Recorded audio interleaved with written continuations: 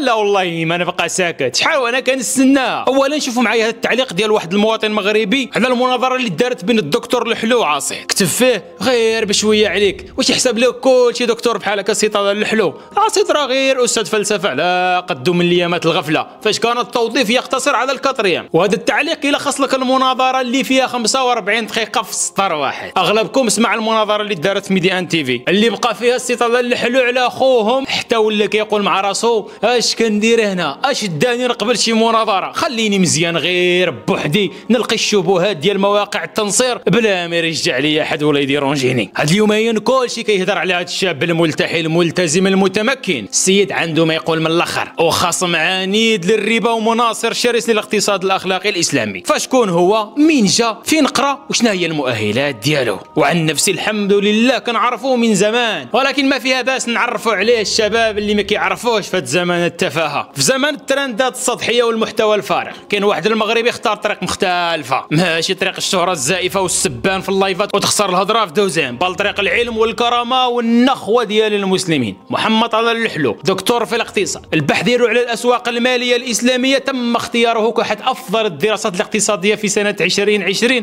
حسب جريده ليكونوميست، وما ادراك ما ليكونوميست. كيكتب مؤلفات علميه بثلاثه ديال اللغات مختلفه، والكتوبه ديالو اليوم تدرس في جامعات ومراكز بحثيه دوليه. السيد عنده ما يقول نيشان. السيد لو كان الاعلام ديالنا يحترم نفسه لرجعوا قدوه للاجيال، ولكن هيهات عنده بزاف ديال الكتوبه ومنهم لا كريس بارفي، كتاب كيشرح فيه كيفاش الاقتصاد الاسلامي ممكن يكون الحل الحقيقي للازمه الماليه العالميه. وعنده واحد كتاب اخر سميتو ذا ديبت كرايسيس، تحليل جريء للجشع المالي العالمي ونظام الديون الخانق. كومبيتيتيف انتليجنس فور ذا سمول بزنسز، دليل عملي كيفاش المشاريع الصغيره تقدر تنافس الكبيره. وهاد الكتوبه ماشي غير افكار بل خرائط طريق للخروج من الازمات، كتبها مغربي كيعترف به العالم كامل، واللي اخيرا المغاربه مزيان في المناظره ديالو الشهيره مع العلماني عاصيد، المناظره اللي فاجئ فيها الجميع. شاب محافظ ملتحي جاء من عالم الاقتصاد وواجه خطاب فصل الدين عن الحياه بسلاح العلم والمنطق، ودافع عن الاسلام كمنظومه حياه كامل، وخلى العلماني عاصيد كاره راسو علاش اصلا جاد الحوار. وعلاش هذا السيد مهم ودارين عليه حلقه؟ لانه نموذج نادر مغربي متدين مثقف واعي غيور للامه ديالو، ومن فوق هذا الشيء كامل معترف به عالميا، نموذج قدوه للشباب ديال البلاد العزيزه، وكيعطي للاجيال صوره على انه تقدر تكون مسلم حقيقي وناجح وواصل للعالميه. ماشي ضروري تقلد الغرب باش تنجح، ماشي ضروري تنسى هويتك باش توصل، ماشي ضروري تكون مشهور